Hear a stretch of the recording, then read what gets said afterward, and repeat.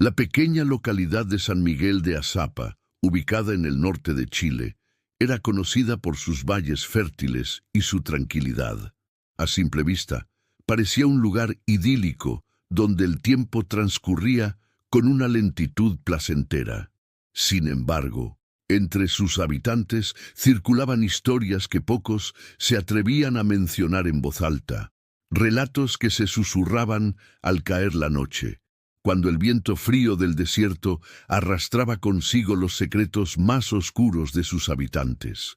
Entre todas las historias, había una que provocaba que incluso los más valientes bajaran la voz, la de doña Inés Quiroga y sus hijos. Su casa, una construcción colonial de adobe y madera, se erguía solitaria al final del camino de tierra que llevaba al cementerio.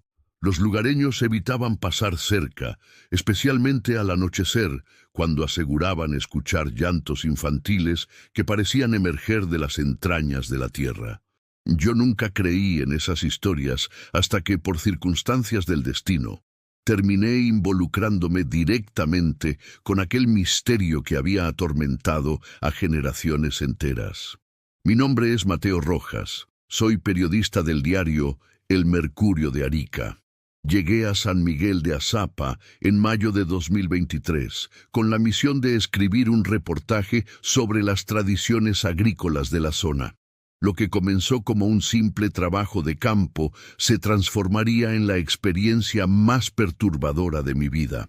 El primer día de mi estadía, me hospedé en la única hostería del pueblo, administrada por Carmen Bustamante, una mujer de unos 60 años, de carácter fuerte pero amable. Mientras cenaba en el pequeño comedor, escuché por primera vez la historia de doña Inés.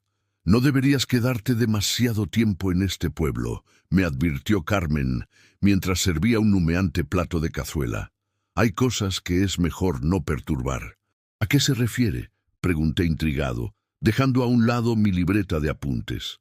Carmen miró nerviosamente hacia la ventana, como asegurándose de que nadie pudiera escucharnos. La casa al final del camino del cementerio perteneció a doña Inés Quiroga. Dicen que hace 40 años dio a luz a 5 hijos. Todos nacieron sin cuerdas vocales. Ninguno podía emitir sonido alguno. «Debe haber sido una condición genética», respondí, intentando encontrar una explicación lógica. «Eso pensaron los médicos al principio», continuó Carmen, «pero lo extraño es que todos los niños murieron antes de cumplir los 10 años, uno tras otro, sin explicación aparente, y siempre de la misma forma, con los ojos completamente abiertos, como si hubieran visto algo terrible». Un escalofrío recorrió mi espalda, y doña Inés murió hace 3 años, sola en esa casa. La encontraron sentada en su mecedora, con los ojos fijos en la pared. Pero lo más perturbador fue lo que descubrieron después. En ese momento, la puerta de la hostería se abrió de golpe. Un hombre mayor, de aspecto severo, entró cojeando ligeramente. Carmen guardó silencio inmediatamente. «Buenas noches, don Pascual», saludó con voz tensa. El hombre nos miró fijamente. Sus ojos oscuros parecían penetrar hasta el alma. «Hablando de cosas que no te conciernen, ¿verdad, Carmen?». Solo le contaba al periodista sobre la historia del pueblo. Se defendió ella, visiblemente incómoda.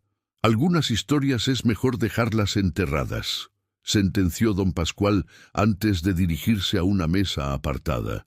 Aquella noche, mientras intentaba conciliar el sueño, no podía dejar de pensar en la historia inconclusa.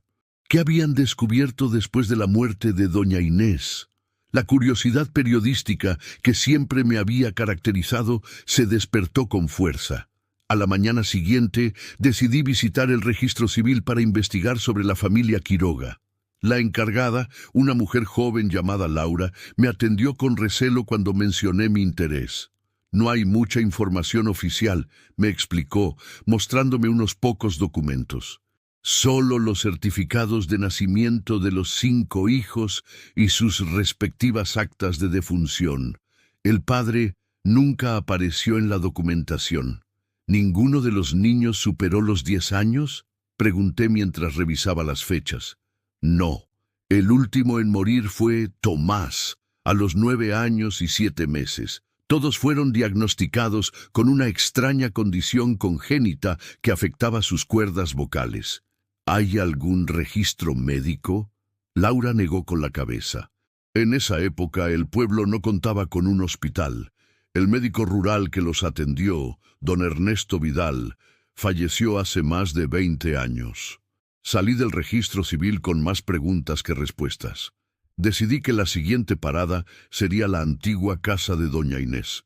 Necesitaba ver por mí mismo el lugar donde había ocurrido aquella tragedia. El camino hacia la casa era exactamente como lo habían descrito. Una senda de tierra que bordeaba el cementerio local. A medida que avanzaba, notaba cómo el ambiente cambiaba sutilmente. El aire parecía más denso, más frío, a pesar del sol que brillaba en el cielo despejado. La casa se alzaba imponente al final del camino. Sus muros de adobe estaban desgastados por el tiempo, pero aún conservaban la solidez de las construcciones antiguas. Las ventanas, cubiertas con tablas de madera, parecían ojos ciegos que observaban mi llegada. Me detuve frente a la puerta principal, dudando por un momento. Una voz interior me advertía que diera media vuelta, que regresara al pueblo y olvidara aquella historia. Pero mi instinto periodístico era más fuerte. Con un chirrido que pareció desgarrar el silencio, la puerta cedió ante mi empuje. Una bocanada de aire viciado, con olor a humedad y algo más que no pude identificar, me golpeó el rostro. El interior estaba en penumbras, apenas iluminado por los rayos de sol que se filtraban entre las rendijas de las ventanas tapiadas. La sala principal estaba prácticamente vacía, a excepción de una mecedora que permanecía inmóvil en el centro de la habitación. Parecía estar esperando a que su dueña regresara para continuar meciéndose lentamente, como si el tiempo se hubiera detenido en aquel preciso instante. Avancé cautelosamente, mis pasos resonaban en el suelo de madera, produciendo crujidos que rompían el silencio sepulcral. En una de las paredes distinguí varias fotografías enmarcadas. Me acerqué para observarlas mejor. Eran los 5 niños. A pesar de la mala calidad de las imágenes, pude notar algo perturbador. Ninguno sonreía. Sus rostros mostraban una seriedad impropia de su edad, y sus ojos parecían reflejar un terror profundo, como si hubieran presenciado algo que ningún niño debería ver jamás. Debajo de las fotografías había una pequeña mesa con un cuaderno de tapas gastadas. Lo tomé con cuidado, consciente de que podría contener respuestas. Era un diario, escrito con una caligrafía elegante pero temblorosa. Pertenecía a doña Inés. Las primeras páginas relataban eventos cotidianos, pero a medida que avanzaba en la lectura, el tono cambiaba drásticamente. 3 de junio de 1980. El pacto está hecho. Él me ha prometido riqueza y prosperidad a cambio de mi silencio. Mis hijos nacerán sin voz, para que nunca puedan contar lo que yo callé. Es un precio justo, me ha dicho, un sacrificio necesario. Un ruido proveniente de la parte trasera de la casa me sobresaltó. Guardé rápidamente el diario en mi mochila y me dirigí hacia el origen del sonido. Un largo pasillo conducía a lo que parecía ser la cocina. Las paredes estaban decoradas con extraños símbolos que no reconocí, dibujados con lo que parecía ser carbón o algún tipo de tinta oscura. La cocina era amplia, con una gran mesa de madera en el centro. Sobre ella, varios frascos de vidrio contenían hierbas y sustancias que no pude identificar. En una esquina, una puerta entreabierta dejaba entrever unas escaleras que descendían hacia lo que supuse sería un sótano. Mi instinto me decía que no debía bajar, pero la curiosidad fue más fuerte. Encendí la linterna de mi teléfono y comencé a descender los peldaños, que crujían bajo mi peso como si estuvieran advirtiendo de un peligro inminente. El sótano estaba sumido en la oscuridad más absoluta. El haz de luz de mi linterna apenas conseguía iluminar unos metros por delante. El aire era pesado, cargado de un olor dulzón y nauseabundo que me provocó arcadas. En el centro de la habitación había un círculo dibujado en el suelo, rodeado de velas negras derretidas. Dentro del círculo distinguí lo que parecían ser pequeñas muñecas de trapo, 5 en total, dispuestas en forma de estrella. Cada una tenía un hilo rojo que rodeaba su cuello, como si hubiera sido ahorcada. Me acerqué para examinarlas mejor cuando escuché un susurro. Era tan tenue que pensé haberlo imaginado, pero volvió a repetirse, más cerca esta vez. Un susurro infantil que parecía provenir de todas partes y de ninguna a la vez. Ella nos quitó la voz para que no contáramos su secreto. Me giré bruscamente, pero no había nadie. El susurro se convirtió en varios, una cacofonía de voces infantiles que repetían la misma frase una y otra vez, cada vez más alto, hasta convertirse en un grito silencioso que taladraba mi cabeza. Dejé caer el teléfono, que rodó hasta el centro del círculo.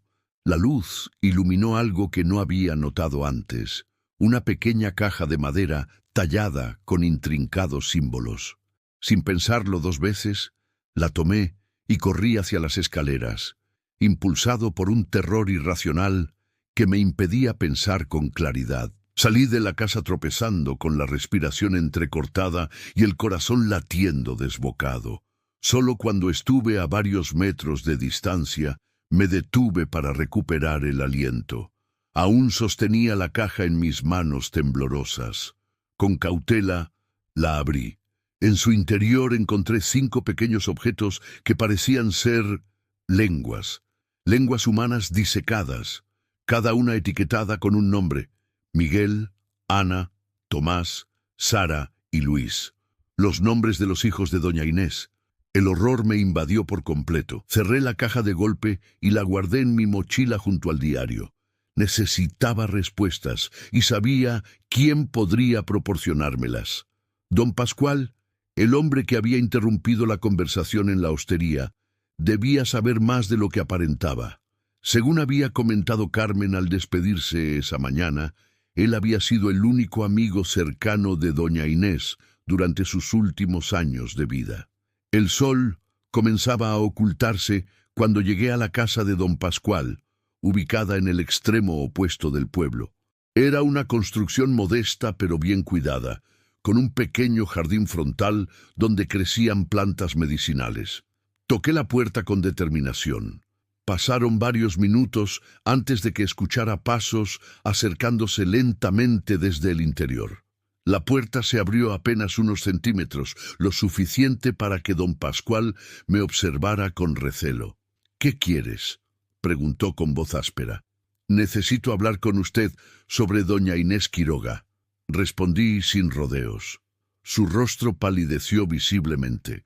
Miró nerviosamente por encima de mi hombro, como asegurándose de que nadie me hubiera seguido, antes de abrirme la puerta por completo. «Pasa rápido», ordenó, «y no menciones ese nombre en voz alta». El interior de la casa estaba iluminado únicamente por velas. Las paredes estaban cubiertas de crucifijos y otros símbolos religiosos, como si el anciano intentara protegerse de algo. «He estado en la casa de doña Inés», le dije mientras me sentaba en una vieja silla de madera que me ofreció. Encontré cosas perturbadoras.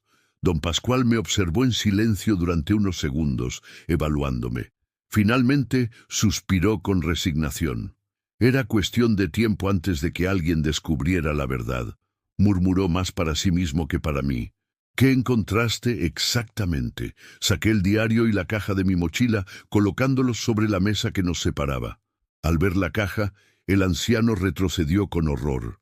«¡Aleja eso de mí!», exclamó, haciendo la señal de la cruz. «¿Tienes idea de lo que has traído a mi casa?». «Necesito entender qué sucedió realmente», insistí. «¿Qué le pasó a esos niños? ¿Por qué nacieron sin poder hablar y por qué murieron tan jóvenes?». Don Pascual se dejó caer pesadamente en una silla. De pronto parecía mucho mayor, como si el peso de un secreto largamente guardado lo hubiera envejecido de golpe. Inés no siempre fue la mujer que todos temían. Comenzó con voz cansada. Hace muchos años, cuando éramos jóvenes, ella era hermosa y llena de vida. Estábamos enamorados y planeábamos casarnos, pero su familia se oponía. Ellos eran gente acomodada y yo un simple trabajador. Hizo una pausa, perdido en sus recuerdos. Una noche, Inés vino a buscarme desesperada. Su padre había arreglado su matrimonio con un hombre rico de Santiago. Huimos juntos esa misma noche, pero no llegamos lejos. El auto en que viajábamos se salió del camino en una curva. Yo salí despedido y sobreviví, pero Inés, ella quedó atrapada cuando el vehículo se incendió. Pero eso no puede ser cierto, interrumpí confundido. Doña Inés vivió muchos años después de eso. Déjame terminar, dijo con severidad. Mientras yo estaba inconsciente, Inés se quemaba viva, según me contó después. En ese momento de agonía, algo se le apareció. Una entidad que le ofreció una segunda oportunidad a cambio de un precio. Un escalofrío recorrió mi espalda. ¿Qué clase de entidad? Nunca quiso describirla con detalle, solo decía que era una presencia oscura que hablaba directamente a su mente. Le ofreció salvarla y darle todo lo que deseara, riqueza, una nueva vida, incluso hijos. Pero el precio, su voz se quebró. El precio era que esos hijos nacerían sin voz, para que nunca pudieran revelar el pacto que su madre había hecho. Y cuando cada uno cumpliera 9 años y medio, la entidad reclamaría su lengua como pago adicional. Sentí náuseas al recordar el contenido de la caja. Entonces, doña Inés, sí, confirmó don Pascual con amargura. Ella misma les cortó la lengua a sus propios hijos cuando llegaba el momento. Pero la entidad le había mentido. Le dijo que los niños sobrevivirían, que solo perderían la capacidad de hablar, que ya no tenían de todas formas. Pero todos murieron desangrados, uno tras otro. ¿Y usted cómo sabe todo esto?, pregunté, intentando mantener la compostura. Porque yo fui quien la ayudó a enterrar los cuerpos en el sótano de su casa, confesó, con lágrimas en los ojos. No bajo el círculo que viste, sino más profundo, en una cripta que hay debajo. Inés me tenía bajo su control. Después del accidente, yo quedé paralizado de una pierna. Ella me ofreció devolverme la movilidad a cambio de mi silencio y mi ayuda. Yo acepté, sin saber en qué me estaba metiendo. El silencio que siguió a su confesión fue interrumpido por un ruido proveniente del exterior. Parecía el llanto de un niño, pero se detuvo tan rápido como había comenzado. «Ya saben que has descubierto su secreto», murmuró don Pascual, palideciendo. «No debiste sacar esas lenguas de la casa. Ahora te buscarán a ti también». «¿Quiénes me buscarán?», pregunté, sintiendo cómo el miedo se apoderaba de mí. «Los niños», respondió en un susurro, «o lo que queda de ellos. Sus almas están atrapadas en esa casa, incapaces de descansar. Inés les robó la voz en vida y ahora, en la muerte, buscan desesperadamente la forma de contar su historia». Como confirmando sus palabras, las velas parpadearon simultáneamente, a pesar de que no había corriente de aire. La temperatura de la habitación descendió bruscamente, hasta el punto que podía ver mi aliento condensarse frente a mí. «Debes devolver las lenguas a donde pertenecen», me urgió don Pascual. «Es la única manera de apaciguarlos, y debes hacerlo antes de la medianoche, o vendrán por ti». «¿Por qué por mí? Yo no les hice daño», protesté, «porque ahora posees lo único que les permitiría hablar nuevamente. Esas lenguas contienen su esencia, su capacidad de comunicarse. La entidad las preservó como garantía del pacto. Si vuelven a poseerlas, podrán finalmente contar su historia y liberarse». Miré el reloj. Faltaban 2 horas para la medianoche. Tomé la caja y el diario, dispuesto a regresar a la casa de doña Inés, pero don Pascual me detuvo. «No es tan simple», advirtió. «No puedes simplemente devolverlas. Debe realizarse un ritual para deshacer lo que Inés hizo». «¿Qué clase de ritual?». Don Pascual se levantó con dificultad y se dirigió a un viejo baúl que descansaba en una esquina de la habitación. Tras rebuscar por unos momentos, extrajo un libro de aspecto antiguo, con las tapas de cuero agrietadas por el tiempo. Este libro perteneció a Inés. En él está descrito el ritual que usó para sellar el pacto y también cómo deshacerlo. Lo robé de su casa después de su muerte, pensando que algún día sería necesario. Me entregó el libro con manos temblorosas. «Debes llevarlo al círculo del sótano y realizar el ritual exactamente como está descrito. Coloca cada lengua en su lugar correspondiente dentro del círculo y recita las palabras indicadas. Solo así podrás liberarlos y salvarte a ti mismo». «¿Vendrá conmigo?», le pregunté, consciente del miedo que reflejaba mi voz. Don Pascual negó con la cabeza. «Mi tiempo ya pasó.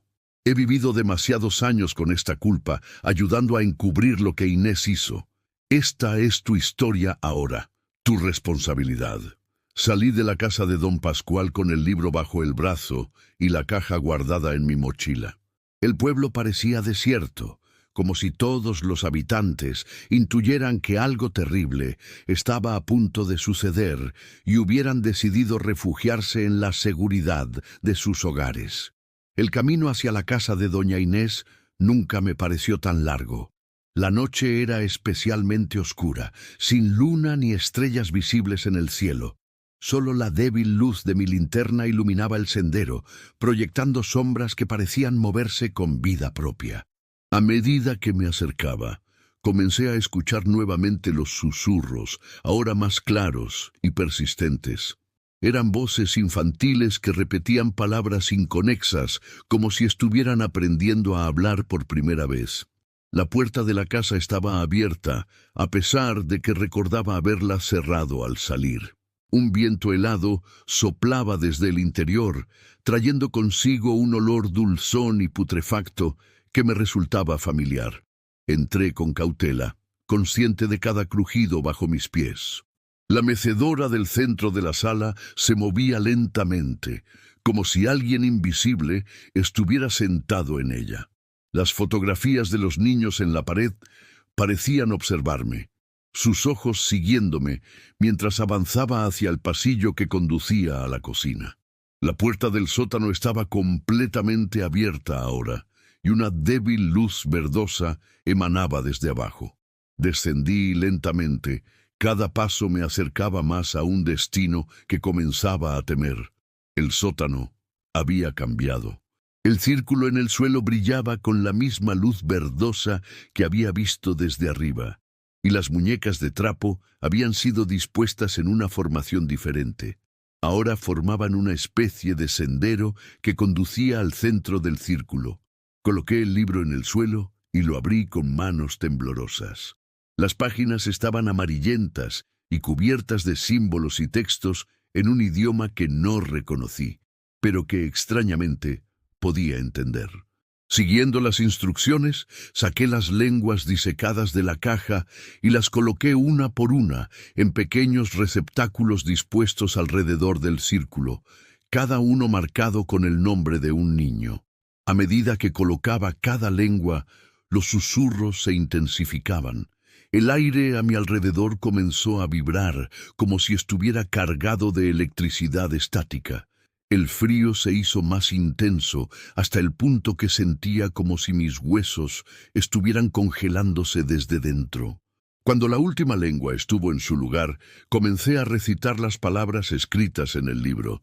No entendía su significado, pero cada sílaba que pronunciaba parecía liberar una energía antigua y poderosa que hacía temblar los cimientos de la casa.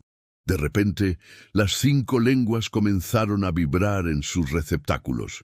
Un líquido oscuro, que asumí era sangre, comenzó a brotar de ellas, fluyendo por canales previamente tallados en el suelo hasta converger en el centro del círculo. El libro indicaba que debía mantener el cántico sin interrupción hasta que el ritual se completara, pero el miedo amenazaba con paralizar mi voz. Las paredes del sótano comenzaron a resumar el mismo líquido oscuro que goteaba formando patrones similares a letras en un idioma desconocido. Cuando el último verso del cántico salió de mis labios, un silencio absoluto se apoderó del lugar. Incluso los susurros cesaron. Por un momento pensé que había fallado, que el ritual no había funcionado. Entonces, la sangre en el centro del círculo comenzó a elevarse, formando una columna que lentamente adquirió la silueta de una figura humana, una mujer de cabello largo y rostro severo. Reconocí inmediatamente a doña Inés, tal como aparecía en las fotografías que había visto. «Has perturbado mi descanso», habló la figura con una voz que parecía provenir de las profundidades de la tierra. «Has traído de vuelta lo que yo sacrifiqué». «Lo hice para liberar a tus hijos», respondí, intentando que mi voz no delatara el terror que sentía. «Ellos merecen descansar en paz». La figura de Inés se contorsionó, su rostro transformándose en una máscara de furia. «Ellos eran el precio que tuve que pagar, su silencio a cambio de mi vida». «Un precio demasiado alto», repliqué. «Ninguna vida vale el sufrimiento de 5 inocentes». La figura se abalanzó sobre mí, pero se detuvo abruptamente al llegar al borde del círculo, como si una barrera invisible le impidiera avanzar más. «El ritual no está completo», siseó con odio. «Aún falta la parte final. ¿Estás dispuesto a pagar ese precio?» Consulté rápidamente las últimas páginas del libro. Lo que leí me heló la sangre. El ritual requería un sacrificio de sangre por parte de quien lo realizaba. Debía cortar mi propia lengua para completar el círculo. «No lo hagas», una voz infantil resonó detrás de mí. Me giré y vi 5 figuras translúcidas que apenas alcanzaban mi cintura. Eran los niños. Sus formas espectrales brillaban con una tenue luz azulada. Uno de ellos, el que parecía mayor, se adelantó. «Ella miente», dijo, aunque sus labios no se movieron. La voz parecía provenir directamente de mi mente. «El ritual ya está completo. Solo intenta engañarte para que te mutiles, como hizo con nosotros». «¡No, silencio!», rugió la figura de Inés, su forma perdiendo consistencia por momentos. «Nos sacrificó uno por uno», continuó el niño. «Nos dijo que era por nuestro bien, que así podríamos hablar finalmente. Pero era mentira, solo quería mantenernos atados a ella, incluso después de la muerte». Los otros niños se unieron al primero, sus voces mezclándose en mi cabeza como una sinfonía de dolor y resentimiento largamente contenido. «Ella hizo un pacto con algo antiguo y maligno», explicaron. «Algo que le permitió vivir cuando debería haber muerto en aquel accidente. A cambio, prometió nuestras lenguas y nuestras almas. Fuimos sacrificados para mantenerla con vida». La figura de Inés comenzaba a desintegrarse, gotas de sangre cayendo al suelo, donde se evaporaban con un siseo. «Has liberado nuestras voces», dijo el niño mayor. «Ahora podemos contar nuestra historia, pero aún no podemos descansar. Nuestra madre debe reconocer lo que hizo y pedir perdón». Me volví hacia la figura de Inés, que ahora apenas mantenía una forma reconocible. «¿Lo harás? ¿Reconocerás tu crimen y pedirás perdón a tus hijos?». Un alarido sobrenatural fue su única respuesta. Un grito que parecía contener todo el odio y el rencor acumulados durante décadas. La figura se lanzó nuevamente contra la barrera invisible, esta vez con tal fuerza que logró agrietarla. «¡Rápido!», urgió uno de los niños. «Completa el ritual, la última página del libro». Volteé frenéticamente las páginas hasta llegar a la última. Allí encontré una oración que debía recitarse para sellar definitivamente el ritual. Comencé a leerla en voz alta, mientras la figura de Inés conseguía atravesar la barrera y se abalanzaba sobre mí. Sentí un frío glacial atravesar mi cuerpo cuando la forma sanguinolenta me alcanzó. Era como ser sumergido en agua helada, un frío que calaba hasta los huesos y parecía congelar mi alma. A pesar del horror, continué recitando, cada palabra más difícil que la anterior. La figura de Inés me envolvía, intentando silenciarme, pero algo más fuerte me impulsaba a continuar. Quizás el deseo de justicia, o tal vez las miradas esperanzadas de 5 niños que habían esperado demasiado tiempo por su liberación. Al pronunciar la última palabra, un destello cegador iluminó el sótano. La figura de Inés emitió un último alarido antes de desvanecerse por completo, dejando tras de sí solo un charco de líquido oscuro que rápidamente se evaporó. Los niños permanecieron, sus formas espectrales ahora más definidas y luminosas. El mayor se acercó a mí. «Gracias por devolvernos nuestra voz», dijo con una claridad sorprendente. «Ahora podemos contar nuestra historia y encontrar descanso». «¿Qué pasará con ustedes?», pregunté, aún temblando por la experiencia. «Nuestras almas ya son libres», respondió otro de los niños, «pero nuestra historia debe ser contada para que nadie más sufra el mismo destino». «Yo la contaré», prometí. «Me aseguraré de que todo el mundo conozca lo que sucedió aquí». Los 5 asintieron al unísono, antes de comenzar a desvanecerse lentamente, sus formas disolviéndose en pequeños puntos de luz que ascendieron hacia el techo del sótano, atravesándolo como si no existiera. Quedé solo en el sótano, rodeado de un silencio que, por primera vez en mucho tiempo, parecía pacífico. Las lenguas disecadas se habían convertido en polvo, y el libro en mis manos comenzó a desintegrarse, página por página, hasta que no quedó nada de él. Subí las escaleras con piernas temblorosas, decidido a cumplir mi promesa. La historia de los hijos de doña Inés sería conocida, y su sacrificio no sería en vano. Cuando salí de la casa, el amanecer comenzaba a asomar por el horizonte. El pueblo parecía diferente, como si un peso invisible hubiera sido levantado de él. Incluso el aire se sentía más ligero, más puro. Me dirigí directamente a la hostería, donde Carmen me recibió con una mirada preocupada. «¿Has estado en esa casa, verdad?», preguntó, notando mi aspecto desaliñado y la palidez de mi rostro. «Sí», admití, «y he descubierto la verdad sobre doña Inés y sus hijos». «Entonces debes marcharte de inmediato», advirtió con urgencia. «Este pueblo guarda sus secretos celosamente. No será seguro para ti quedarte después de lo que has descubierto». Pero yo tenía una historia que contar, una promesa que cumplir. No podía marcharme sin asegurarme de que la verdad saliera a la luz.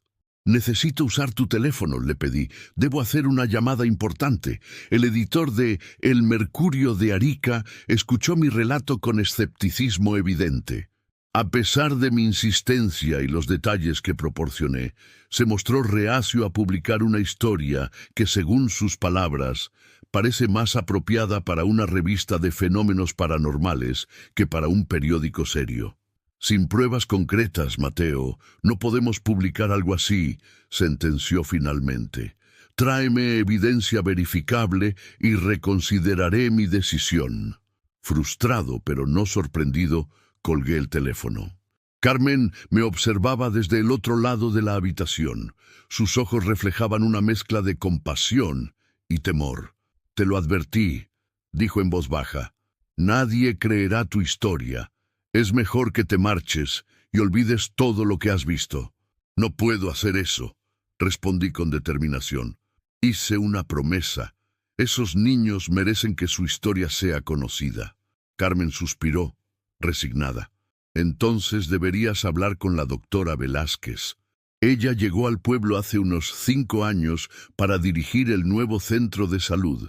Encontró algunos registros médicos antiguos que podrían interesarte». La noticia despertó mi interés inmediatamente. ¿Registros sobre los hijos de doña Inés? «No puedo asegurarlo», respondió Carmen con cautela, Pero, según los rumores, ha estado investigando casos de niños con malformaciones congénitas en la región. Quizás pueda proporcionarte la evidencia que necesitas. Sin perder tiempo, me dirigí al pequeño centro de salud ubicado en la plaza principal del pueblo. Era un edificio modesto, pero bien equipado, construido con fondos gubernamentales para mejorar la atención sanitaria en zonas rurales. La doctora Elena Velázquez resultó ser una mujer de unos 40 años, de aspecto profesional y mirada perspicaz. Me recibió en su despacho después de que le explicara brevemente el motivo de mi visita. «Así que estás investigando el caso de los Quiroga», comentó mientras me indicaba que tomara asiento. «Es un tema que ha despertado mi curiosidad desde que llegué a San Miguel de Azapa. ¿Qué sabes sobre ellos?», pregunté directamente. La doctora se levantó y cerró cuidadosamente la puerta de su despacho antes de responder. Lo suficiente para entender que lo que ocurrió en esta comunidad va más allá de simples supersticiones. Se dirigió a un archivador metálico y extrajo una carpeta gruesa y amarillenta. «Esto es lo que pude rescatar de los archivos del antiguo médico rural, el doctor Ernesto Vidal. La mayoría de sus registros se perdieron en un incendio sospechoso, pero estos sobrevivieron porque los mantenía en su casa particular». Abrió la carpeta sobre su escritorio, revelando fotografías en blanco y negro y documentos médicos escritos a mano. Los 5 hijos de Inés Quiroga presentaban una anomalía congénita que el doctor Vidal nunca había visto antes, explicó mientras señalaba una serie de anotaciones. Nacieron sin cuerdas vocales funcionales, pero lo más extraño es que no presentaban ninguna otra malformación asociada. Era como si esa fuera la única parte de su anatomía que se hubiera desarrollado incorrectamente. «¿Y sobre sus muertes?», pregunté, recordando la macabra colección de lenguas que había encontrado. La doctora Velázquez extrajo varios informes de autopsia preliminares. Oficialmente, los niños murieron por causas naturales, infecciones respiratorias, fiebres repentinas. Pero el doctor Vidal tenía sus sospechas. En sus notas personales que conseguí de su viuda, menciona que todos los niños presentaban una incisión reciente en la boca antes de morir. Creía que alguien les había cortado la lengua, pero nunca pudo probarlo porque los cuerpos fueron enterrados rápidamente, sin una autopsia completa. «¿Por qué no denunció sus sospechas?», cuestioné. «Lo intentó», respondió la doctora con amargura. Según su viuda, después de la muerte del tercer hijo, el doctor Vidal contactó a las autoridades en Arica. Pero nadie vino a investigar.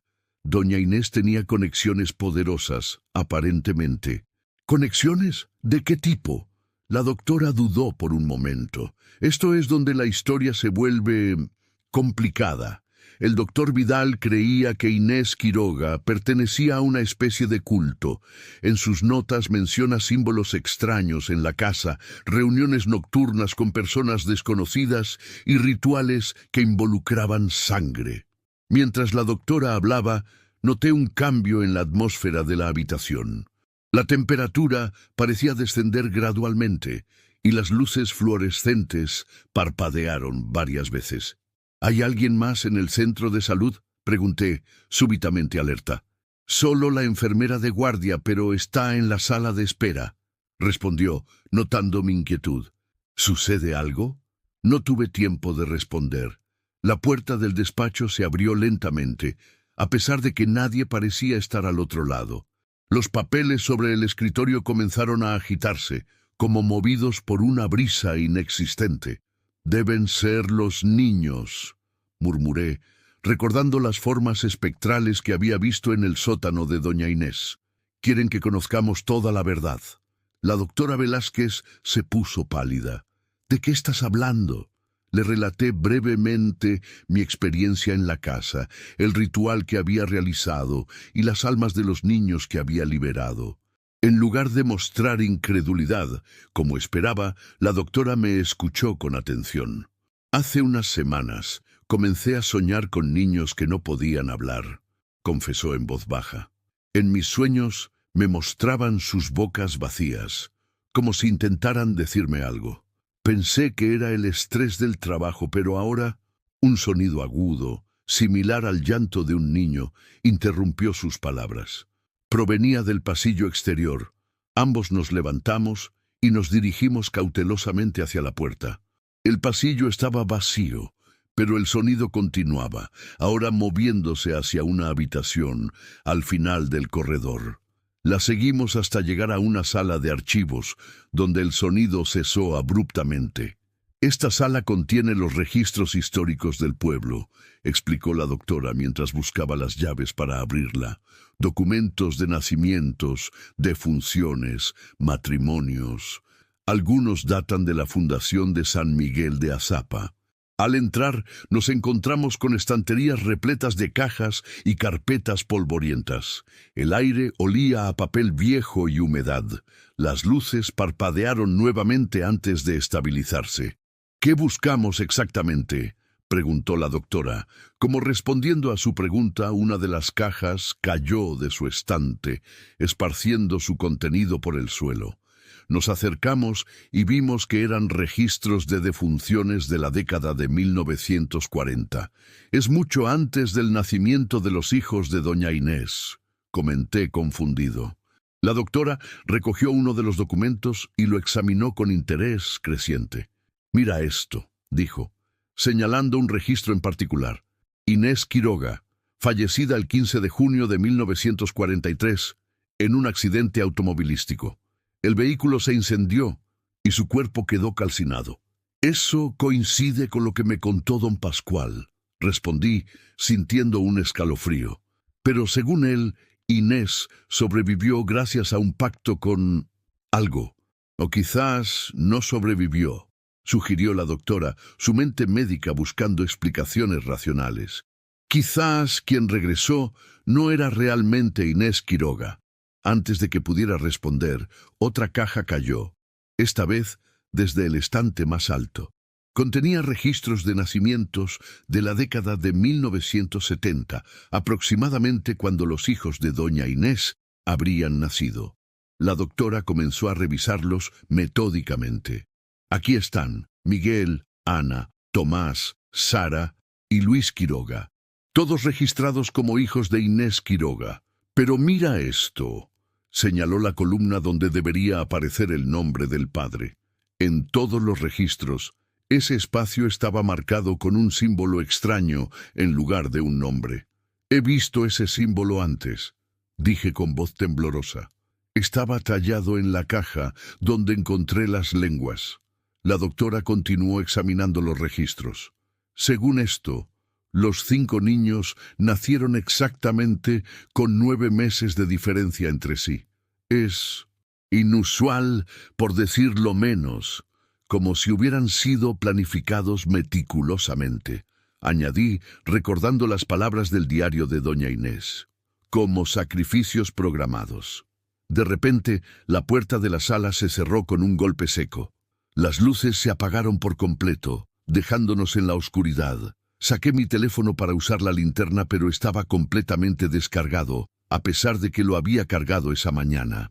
«Algo no quiere que descubramos la verdad», susurró la doctora, su voz traicionando el miedo que sentía. «O alguien», respondí, recordando las últimas palabras de don Pascual. «Esta es tu historia ahora, tu responsabilidad». Un ruido de pasos lentos y arrastrados comenzó a escucharse desde el otro lado de la puerta. Alguien o algo se acercaba por el pasillo. «¿La enfermera?», preguntó la doctora con un hilo de voz. «No creo», respondí, mientras buscaba algo que pudiera servirnos como arma. Los pasos se detuvieron frente a la puerta. Un silencio absoluto llenó la sala durante varios segundos que parecieron eternos. Entonces, la puerta comenzó a abrirse lentamente, con un chirrido que erizó mi piel. La silueta de una mujer se recortó contra la débil luz del pasillo. A pesar de la oscuridad, reconocí el rostro severo y los ojos fríos de doña Inés, tal como la había visto en las fotografías y en su manifestación espectral. «Has liberado a mis hijos», dijo con una voz que parecía provenir de las profundidades de la tierra. Pero no a mí. Sigo atada a este lugar, a este pueblo que permitió que ocurriera. ¿Qué quieres de nosotros?, preguntó la doctora, su entrenamiento médico cediendo ante el terror de lo inexplicable. Que completen lo que él comenzó, respondió, señalándome. El ritual liberó a mis hijos, pero yo sigo condenada. Necesito que conozcan toda la verdad para poder descansar finalmente. ¿Qué verdad?, cuestioné intentando mantener la compostura. La figura de doña Inés avanzó hacia nosotros. A diferencia de su manifestación en el sótano, ahora parecía más humana, aunque su piel tenía un tono grisáceo y sus movimientos eran rígidos, como si su cuerpo fuera una marioneta mal manipulada. No fui la única, dijo en un susurro. Otros hicieron el mismo pacto antes que yo. Es una tradición en este pueblo, un secreto transmitido de generación en generación. ¿Qué clase de pacto?, insistí. Un intercambio, explicó con voz monótona. Vida a cambio de silencio. Cuando alguien está a punto de morir, puede hacer un trato, regresar con la condición de engendrar hijos que nazcan sin voz para que nunca puedan revelar el secreto. Por eso todos los registros de nacimientos tienen ese extraño símbolo, dedujo la doctora, conectando las piezas. No son casos aislados. Este pueblo fue fundado por personas que escapaban de la justicia, continuó doña Inés. Asesinos, ladrones, herejes, encontraron en estas tierras un refugio, pero también algo más, una entidad antigua que les ofreció protección a cambio de sacrificios. Los niños sin voz, murmuré horrorizado. Al principio solo eran ofrendas de sangre, aclaró la figura, pero con el tiempo la entidad se volvió más exigente. Quería almas, conciencias sin voz que pudiera usar como extensiones de sí misma en nuestro mundo. ¿Y tú aceptaste ese trato?, preguntó la doctora, incapaz de ocultar su repulsión. Estaba muriendo, respondió la figura de doña Inés, su voz quebrándose por primera vez. El fuego consumía mi cuerpo y mi alma estaba a punto de partir. Entonces la entidad me habló, me ofreció una segunda oportunidad. Dijo que mis hijos nacerían sin voz, pero vivirían. Nunca mencionó que tendría que sacrificarlos cuando cumplieran 9 años y medio. Pero lo hiciste de todas formas, le acusé. Les cortaste la lengua a tus propios hijos. Cuando nació el primero y vi que no podía hablar, supe que había cometido un error terrible, confesó, lágrimas de un líquido oscuro deslizándose por sus mejillas. Intenté romper el pacto, pero era demasiado tarde. La entidad me controlaba, me obligaba a continuar. Cada vez que intentaba resistirme, me mostraba visiones de mi muerte en el accidente, me hacía revivir el dolor del fuego consumiendo mi carne. Su figura comenzó a cambiar mientras hablaba, la piel grisácea abriéndose para revelar carne quemada y carbonizada debajo. El olor a carne quemada invadió la habitación, provocando náuseas. Cuando llegó el momento de sacrificar al primero, Miguel, intenté quitarme la vida para romper el ciclo, pero la entidad no me lo permitió.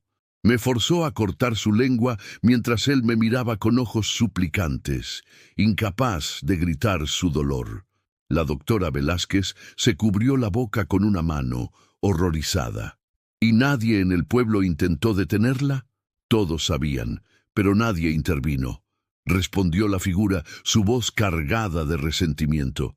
Es el pacto silencioso de San Miguel de Azapa. Generación tras generación, ha habido niños sin voz y madres que hacen lo impensable para mantenerse con vida. ¿Por qué nos cuentas esto ahora?, te pregunté, intentando entender su motivación. Porque has roto el ciclo, respondió, señalándome nuevamente. El ritual que realizaste no solo liberó a mis hijos, también debilitó a la entidad. Por primera vez en siglos, su control sobre este lugar está disminuyendo, pero para romperlo completamente, la verdad debe ser revelada, toda la verdad. ¿Qué debemos hacer?, cuestioné, sintiendo el peso de la responsabilidad que había asumido. La figura de doña Inés se acercó aún más, su rostro parcialmente quemado a centímetros del mío. Deben encontrar la cripta bajo el cementerio. Allí están enterrados todos los niños sacrificados a lo largo de los siglos. Sus restos deben ser liberados y sus historias contadas. Solo así la entidad perderá su poder sobre este lugar. ¿Por qué no puedes hacerlo tú misma?, preguntó la doctora con suspicacia. Porque yo soy parte del pacto, respondió con amargura. Mi alma está atada a la entidad. No puedo actuar directamente contra ella. Necesito intermediarios, personas vivas que no hayan hecho ningún trato. Antes de que pudiéramos responder, un estruendo sacudió el edificio. Las estanterías se tambalearon y varios documentos cayeron al suelo. La figura de doña Inés miró hacia arriba con terror evidente. «Se ha dado cuenta», murmuró. «Sabe lo que estamos haciendo. Deben irse ahora, antes de que sea demasiado tarde». «¿Quién se ha dado cuenta?», exigí saber. «La entidad», respondió doña Inés, su figura comenzando a desvanecerse. «El guardián de los secretos de San Miguel de Azapa. El que recibe las lenguas y las almas de los niños sin voz». Otro temblor, más fuerte que el anterior, sacudió la estructura. Varias grietas aparecieron en las paredes y el techo, desprendiendo fragmentos de yeso que caían como una lluvia blanca. «¡Vamos!», gritó la doctora Velázquez, tomándome del brazo. «El edificio va a colapsar». Corrimos hacia la puerta, pero ésta se cerró violentamente antes de que pudiéramos alcanzarla. La figura de doña Inés nos observaba con una mezcla de desesperación y resignación. «Solo hay una forma de salir ahora», dijo, señalando hacia una pared que comenzaba a agrietarse. «A través de los túneles. Conducen al cementerio». «¿Qué túneles?», preguntó la doctora confundida. «Los que conectan todos los lugares importantes del pueblo», explicó doña Inés. «Fueron construidos por los fundadores para escapar en caso de que sus crímenes fueran descubiertos. La entidad los usa ahora para moverse entre sus dominios». La pared se derrumbó por completo, revelando un pasadizo oscuro y estrecho que descendía hacia las profundidades de la tierra. Un aire frío y húmedo emanaba de él, trayendo consigo un olor a tierra mojada y algo más, algo dulzón y nauseabundo que reconocí de inmediato, el mismo olor que había percibido en el sótano de doña Inés. «No tenemos otra opción», dije dirigiéndome hacia la abertura. «Tengan cuidado», advirtió doña Inés mientras su figura se volvía cada vez más transparente. «La entidad controlará a cualquiera que haya hecho un pacto con ella. No confíen en nadie del pueblo». «¿Ni siquiera en ti?», cuestioné, deteniéndome en la entrada del túnel. Una sonrisa triste se dibujó en su rostro parcialmente quemado. «Especialmente en mí. Una parte de mi alma le pertenece. Puede usarme como sus ojos y oídos». Con estas últimas palabras, la figura de doña Inés desapareció por completo. Solo quedamos la doctora Velázquez y yo, frente a un túnel oscuro que parecía conducirnos hacia el corazón mismo del horror. «¿Crees que debemos seguir adelante?», preguntó la doctora, su voz traicionando el miedo que sentía. Observé el túnel y luego miré hacia la puerta bloqueada. Los temblores continuaban, cada vez más intensos. El edificio no resistiría mucho más. «No tenemos alternativa», respondí, encendiendo la linterna de emergencia que la doctora había encontrado en uno de los cajones. Además, prometí que contaría su historia, y para hacerlo necesito conocerla completa.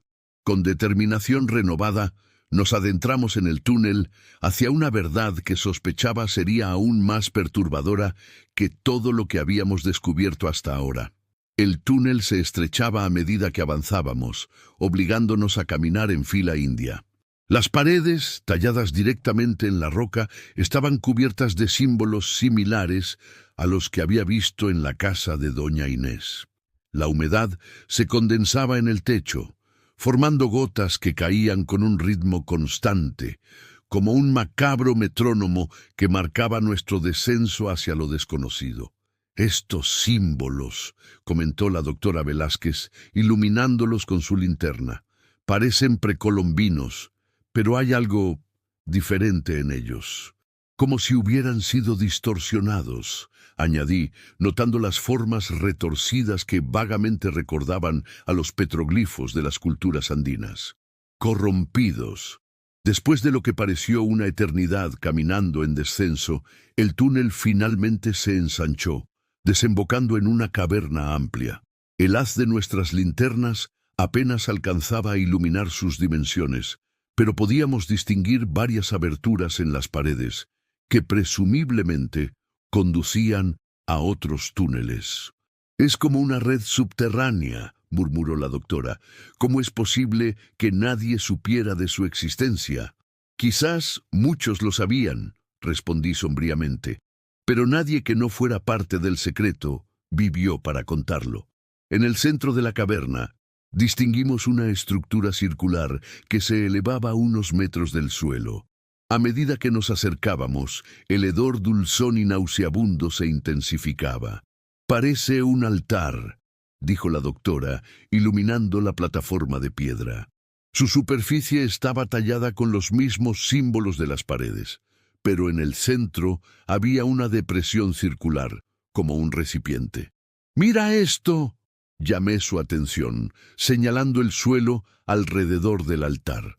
Había manchas oscuras que, bajo la luz de nuestras linternas, tenían un tinte rojizo. Sangre seca y mucha. La doctora se arrodilló para examinar las manchas más de cerca. «Algunas parecen recientes», comentó con preocupación. «De hace días, tal vez semanas, no décadas». «Lo que significa que el ritual continúa», concluí, sintiendo cómo el miedo atenazaba mi garganta. «Aún hay niños sin voz en San Miguel de Azapa». Antes de que la doctora pudiera responder, un sonido débil pero inconfundible llegó hasta nosotros. Un llanto infantil, amortiguado y distante.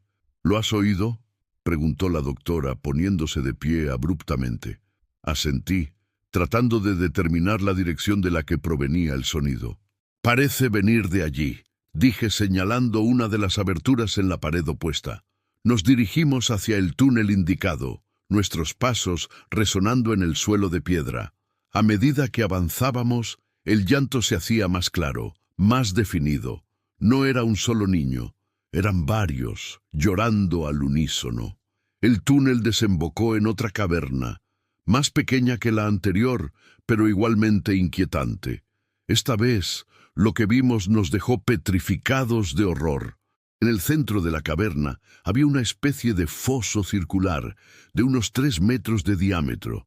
Dentro, parcialmente enterrados en la tierra húmeda, se encontraban decenas, quizás cientos de pequeños cráneos y huesos, formando un macabro mosaico de restos humanos. «¡Dios mío!», susurró la doctora, llevándose una mano a la boca. «Son niños, todos ellos». El llanto parecía provenir del foso mismo, como si las almas de los niños sacrificados siguieran atrapadas allí, incapaces de encontrar descanso. Me acerqué al borde con cautela, sintiendo una mezcla de compasión y horror por los pequeños que habían terminado allí. Entre los huesos algo captó mi atención, un objeto metálico que reflejaba la luz de mi linterna. «Hay algo ahí», dije, inclinándome para ver mejor. «Parece un...». No pude terminar la frase. El suelo bajo mis pies cedió repentinamente y antes de que pudiera reaccionar, me encontré cayendo hacia el foso de huesos. La caída fue breve pero dolorosa. Aterricé sobre los restos, sintiendo cómo algunos se quebraban bajo mi peso. «¡Mateo!», gritó la doctora desde arriba. «¿Estás bien?». «Creo que sí», respondí, intentando ponerme de pie sin perturbar demasiado los restos. El suelo debe estar diseñado para ceder bajo cierto peso, como una trampa. Mientras me incorporaba, mi mano tocó algo frío y metálico. Era lo que había visto desde arriba, un antiguo cuchillo ceremonial, su hoja manchada con lo que parecía ser sangre seca. Junto a él había un pequeño libro encuadernado en cuero, similar al diario de doña Inés, pero más antiguo y deteriorado. Encontré algo, anuncié, tomando ambos objetos, un cuchillo y un libro. La doctora Velázquez iluminó el borde del foso, buscando una forma de ayudarme a salir. Hay una especie de escalones tallados en este lado, indicó. Creo que podrás subir por ahí. Mientras me dirigía hacia los escalones, algo más captó mi atención. Una placa de metal incrustada en la pared del foso, cubierta parcialmente por tierra y huesos. La limpié con cuidado y descubrí una inscripción en latín. Vox innocentium silentium aeternum. Leí en voz alta. La voz de los inocentes, silencio eterno. Es una dedicatoria, comentó la doctora desde arriba, como si esto fuera un monumento y no una fosa común. Ascendí por los escalones con cuidado, llevando conmigo el cuchillo y el libro. Una vez arriba, mostré ambos objetos a la doctora. El libro parece ser un registro, dijo ella después de hojearlo brevemente. Nombres y fechas, desde 1687 hasta hace 2 meses. La lista de sacrificios, murmuré, sintiendo una náusea creciente. Cada nombre debe ser un niño que terminó aquí. La doctora continuó revisando el libro. Hay cientos de nombres. Y mira esto, están agrupados por familias. Los Quiroga aparecen varias veces a lo largo de los siglos, no solo los hijos de doña Inés. Lo que significa que la tradición se transmite dentro de las mismas familias, deduje. Generación tras generación, los mismos apellidos aparecen una y otra vez. Y aquí está el último registro, señaló la doctora, mostrándome la última página escrita. Carlos Bustamante, 9 años. Fecha, 15 de agosto de 2023. Bustamante, repetí, sintiendo un escalofrío. Como Carmen, la dueña de la hostería. Debemos salir de aquí, urgió la doctora, cerrando el libro bruscamente. Tenemos la evidencia que necesitamos. Podemos llevarla a las autoridades, hacer que investiguen todo el pueblo. Asentí, consciente de que cada minuto que pasábamos en esos túneles aumentaba nuestro peligro. Guardé el libro en mi mochila y conservé el cuchillo como posible arma de defensa. Regresamos a la caverna principal, intentando orientarnos entre las múltiples aberturas que conducían a diferentes túneles. ¿Recuerdas por cuál entramos?, pregunté, sintiendo cómo la ansiedad comenzaba a apoderarse de mí. La doctora señaló uno de los túneles. Creo que es ese, el que tiene esos símbolos rojos cerca de la entrada. Nos dirigimos hacia el túnel indicado. Pero antes de que pudiéramos alcanzarlo, un ruido a nuestras espaldas nos detuvo. Eran pasos lentos y arrastrados, acompañados de un extraño chapoteo, como si algo húmedo se desplazara por el suelo de piedra. Nos giramos lentamente, nuestras linternas iluminando hacia el origen del sonido. Lo que vimos desafió toda lógica y comprensión. Una figura se arrastraba desde otra de las aberturas. A primera vista parecía humana, pero su movimiento era antinatural, como si fuera una marioneta manipulada torpemente. A medida que se acercaba, pudimos distinguir más detalles. Era un hombre, o lo que quedaba de él, su piel grisácea y resquebrajada como arcilla seca. Donde debería estar su boca, había solo una abertura sin labios, de la que emanaba constantemente un líquido oscuro y viscoso que formaba un rastro tras él. «Corre», murmuré a la doctora, empujándola suavemente hacia el túnel que habíamos elegido. «Ahora». No necesitó que se lo dijera 2 veces. Ambos corrimos hacia la abertura, pero antes de que pudiéramos alcanzarla, más figuras comenzaron a emerger de los otros túneles. Eran similares a la primera. Seres que alguna vez fueron humanos, ahora convertidos en cáscaras vacías que se movían con una coordinación espasmódica. «Están bloqueando todas las salidas», observó la doctora, su voz temblorosa. Las figuras se acercaban lentamente, formando un círculo a nuestro alrededor. Noté que todas compartían la misma característica, la boca deformada, convertida en un orificio del que emanaba constantemente aquel líquido oscuro. Son los que hicieron el pacto, comprendí súbitamente, los que sacrificaron a sus hijos para seguir viviendo. Ahora son extensiones de la entidad. ¿Qué hacemos?, preguntó la doctora aferrándose a mi brazo. Miré a nuestro alrededor, buscando desesperadamente una salida. Las figuras seguían avanzando, estrechando el círculo. Entonces noté algo. Todas evitaban acercarse demasiado al altar central. El altar, dije señalándolo, es nuestra única opción. Corrimos hacia la plataforma de piedra y subimos a ella. Las figuras se detuvieron abruptamente, como si una barrera invisible les impidiera acercarse más. ¿Por qué no pueden alcanzarnos?, preguntó la doctora jadeando por la carrera. Este lugar debe ser sagrado para la entidad, especulé. Quizás solo los sacrificios y quienes los realizan pueden tocarlo. ¿Ves? Entre las figuras que nos rodeaban, una comenzó a destacar. A diferencia de las demás, esta parecía conservar más rasgos humanos, como si su transformación fuera más reciente. Con horror, reconocí el rostro parcialmente deformado de don Pascual. «Trajiste la oscuridad contigo», habló la figura con una voz que no era completamente suya, distorsionada como si varias voces hablaran al unísono. «Perturbaste el equilibrio que hemos mantenido durante siglos». «¿Equilibrio?», respondí con indignación.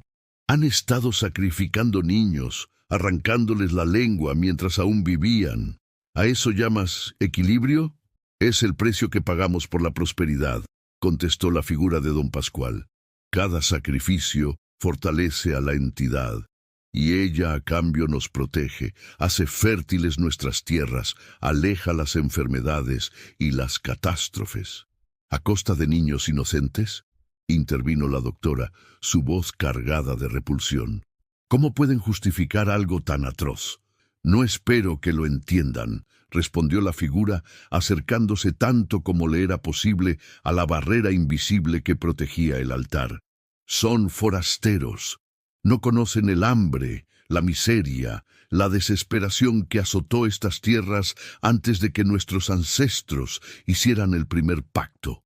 Mientras hablaba, noté que las otras figuras comenzaban a moverse de forma extraña, como si estuvieran realizando una especie de danza ritual alrededor del altar. El líquido oscuro que emanaba de sus bocas comenzaba a fluir hacia el centro de la caverna, formando pequeños riachuelos que convergían bajo la plataforma donde nos encontrábamos. «¿Qué están haciendo?», preguntó la doctora, notando el mismo fenómeno. «La invocación», respondió la figura de don Pascual con lo que pareció ser una sonrisa deformada. «Han pasado décadas desde la última vez que la entidad se manifestó físicamente. Hoy tendrán el honor de presenciarla y de alimentarla». El líquido oscuro comenzó a acumularse bajo el altar, formando un charco que crecía rápidamente. A medida que aumentaba de tamaño, parecía adquirir consistencia, elevándose lentamente, como si una fuerza invisible lo moldeara. «Tenemos que salir de aquí», urgía la doctora, buscando desesperadamente una forma de escapar. Fue entonces cuando recordé el cuchillo ceremonial que había encontrado. Lo saqué de mi mochila y lo examiné más detenidamente. La hoja, a pesar de su antigüedad, conservaba un filo aterrador. En su empuñadura había grabados los mismos símbolos que habíamos visto en las paredes. «Este cuchillo debe tener algún significado ritual», murmuré, más para mí mismo que para la doctora. «Si es lo que usan para los sacrificios». Una idea comenzó a formarse en mi mente, terrible, pero posiblemente efectiva. «El altar requiere sangre», dije en voz baja, «pero quizás no tiene que ser sangre inocente». La doctora me miró horrorizada. «¿Qué estás pensando?». Antes de que pudiera responder, el líquido oscuro bajo el altar había adquirido una forma vagamente humanoide de unos 3 metros de altura. Carecía de rasgos definidos, a excepción de un orificio en lo que podría considerarse su cabeza, similar a las bocas deformadas de las figuras que nos rodeaban. «La entidad», susurró la doctora, retrocediendo hasta el borde opuesto del altar. La forma oscura comenzó a ascender lentamente hacia nosotros, mientras las figuras a nuestro alrededor intensificaban su danza macabra. Sus movimientos, antes espasmódicos, adquirían ahora una fluidez antinatural, como si todas fueran parte de un mismo organismo. «Necesito que confíes en mí», le dije a la doctora, sujetando firmemente el cuchillo, «y necesito que corras hacia ese túnel en cuanto te lo diga».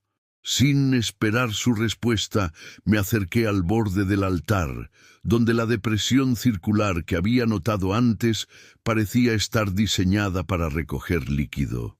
Con un movimiento rápido, pasé la hoja del cuchillo por mi palma, provocando un corte profundo que inmediatamente comenzó a sangrar profusamente. Dejé que mi sangre goteara en el receptáculo, mientras recitaba las palabras que había leído en el libro de rituales encontrado en la casa de doña Inés. No entendía su significado, pero sabía que tenían poder. La reacción fue inmediata. La forma oscura se detuvo abruptamente, como sorprendida. Las figuras que nos rodeaban emitieron un alarido colectivo, un sonido que parecía desgarrar el aire mismo. «¡Ahora!», grité a la doctora señalando el túnel más cercano. «¡Corre!». La doctora no dudó. Saltó del altar y corrió hacia la abertura indicada, esquivando a las figuras que parecían momentáneamente paralizadas. La forma oscura comenzó a convulsionarse violentamente, perdiendo su consistencia. El líquido que la componía salpicaba en todas direcciones, como si estuviera hirviendo desde dentro. Salté del altar y corrí tras la doctora. Pero antes de que pudiera alcanzar el túnel, sentí algo frío y húmedo envolverse alrededor de mi tobillo. Una extensión de la entidad me había atrapado, arrastrándome de vuelta hacia el centro de la caverna. «¡Sigue adelante!», grité a la doctora, que se había detenido al verme caer. «Lleva el libro, cuenta la historia». Con un último esfuerzo desesperado, le lancé mi mochila, donde había guardado el libro de registros. La doctora la atrapó al vuelo y, con una última mirada de angustia, desapareció en la oscuridad del túnel. Me encontré solo, siendo arrastrado hacia la forma oscura que ahora parecía recuperar su consistencia. Las figuras a mi alrededor retomaron su danza macabra, sus cuerpos contorsionándose de formas imposibles para una anatomía humana. La entidad me elevó hasta lo que podría considerarse su rostro, aquel orificio oscuro del que emanaba un hedor insoportable. Sentí que mi conciencia comenzaba a desvanecerse, como si algo estuviera siendo extraído directamente de mi alma. En ese momento de oscuridad casi total, cuando creía que todo estaba perdido, escuché voces. Voces infantiles, claras y distintas, que parecían provenir de todas partes y de ninguna a la vez. «No estás solo», dijeron al unísono. «Estamos contigo». Abrí los ojos y vi, flotando a mi alrededor, las formas espectrales de decenas de niños. Algunos vestían ropas antiguas, de siglos pasados, otros llevaban vestimentas más modernas, pero todos compartían la misma mirada. Una determinación feroz, una furia contenida durante demasiado tiempo. «Ha llegado el momento», dijeron las voces. «El ciclo debe romperse». Como respondiendo a un llamado silencioso, los niños comenzaron a converger hacia la entidad, sus formas espectrales atravesando su cuerpo oscuro como lanzas de luz. Cada impacto provocaba que la criatura se contrajera, liberando un líquido que ahora parecía evaporarse al contacto con el aire. La presión alrededor de mi tobillo disminuyó, permitiéndome liberarme. Caí al suelo con un golpe sordo, mientras el caos se desataba a mi alrededor.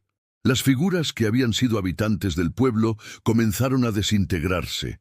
sus cuerpos colapsando como si la fuerza que los mantenía unidos hubiera desaparecido repentinamente. El líquido oscuro que emanaba de sus bocas ahora se evaporaba, formando una niebla densa que llenaba la caverna. La entidad emitió un sonido que penetró hasta el núcleo mismo de mi ser, un alarido que no era humano ni animal, sino algo completamente ajeno a este mundo.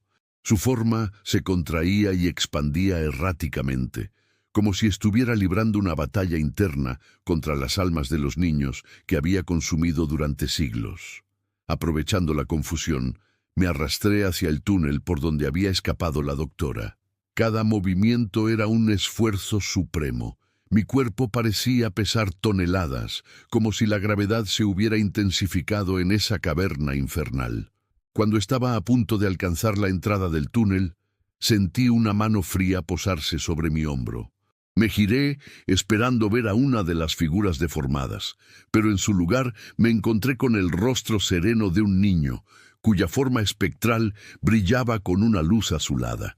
«Gracias», dijo simplemente, su voz clara a pesar de que sus labios no se movieron, «por devolvernos nuestra voz». Reconocí en él al hijo mayor de doña Inés, el mismo que me había hablado en el sótano de la casa. «¿Qué está pasando?», pregunté, mi voz apenas audible en medio del caos. «La liberación», respondió el niño. «Tu sangre voluntaria en el altar rompió el sello que nos mantenía cautivos. Ahora podemos luchar». «Puedo ayudar», ofrecí, intentando ponerme de pie. El niño negó con la cabeza. «Tu parte en esta historia ha terminado. Debes irte ahora, contar lo que has visto, asegurarte de que nunca se olvide». Con estas palabras, su forma espectral se unió a las demás, desapareciendo en la masa turbulenta que envolvía a la entidad. Reuniendo mis últimas fuerzas, me adentré en el túnel. A medida que avanzaba, podía sentir cómo la estructura comenzaba a colapsar tras de mí. Rocas y tierra caían del techo, sellando el camino de regreso a la caverna. No sé cuánto tiempo caminé por ese túnel oscuro, guiado únicamente por el instinto de supervivencia. En algún momento perdí el conocimiento, vencido por el agotamiento y las heridas. Desperté bajo la luz tenue del amanecer. Me encontraba en el cementerio de San Miguel de Azapa, tendido sobre la tierra húmeda, frente a una tumba antigua. La lápida, desgastada por el tiempo, apenas permitía leer un nombre, Inés Quiroga, y una fecha, 15 de junio de 1943.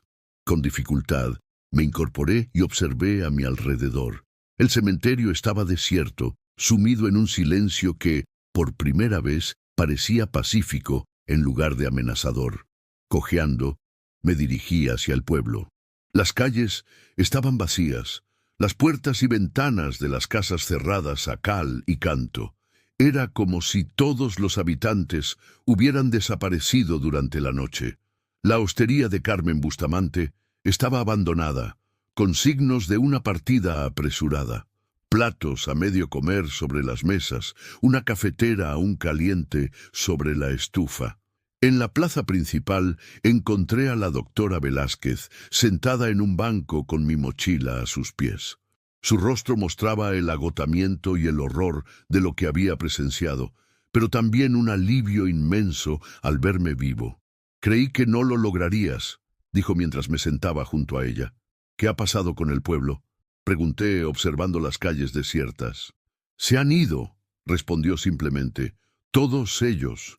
Esta madrugada, mientras yo salía de los túneles por una abertura cerca de la iglesia, vi una procesión de personas abandonando el pueblo. Caminaban como sonámbulos en silencio hacia el desierto. ¿Los que habían hecho el pacto?, cuestioné. Ella asintió. Creo que ya no tenían motivos para quedarse. Sin la entidad que los mantenía atados a este lugar, sin el pacto que les garantizaba prosperidad a cambio de sacrificios, no les quedaba nada.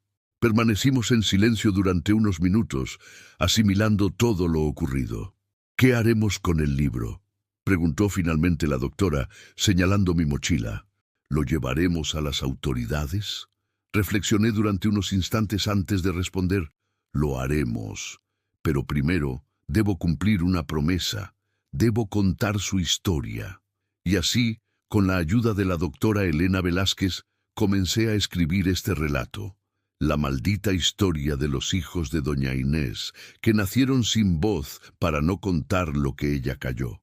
Una historia de pactos oscuros, sacrificios inimaginables y almas infantiles que finalmente encontraron la forma de hacerse escuchar. El pueblo de San Miguel de Azapa fue declarado desierto oficialmente 3 meses después. Las autoridades nunca encontraron explicación para la desaparición masiva de sus habitantes. La casa de doña Inés, junto con gran parte del pueblo, fue consumida por un incendio de origen desconocido la misma noche de mi escape de los túneles. El libro de registros y el cuchillo ceremonial ahora descansan en la bóveda de evidencias de un caso que oficialmente nunca existió. Pero la historia permanece, transmitida a través de estas páginas, para que nadie olvide a los niños que nacieron sin voz y a los que finalmente les fue devuelta. A veces, en las noches especialmente silenciosas, creo escuchar susurros infantiles que llegan desde muy lejos. No son susurros de miedo o dolor, sino de gratitud.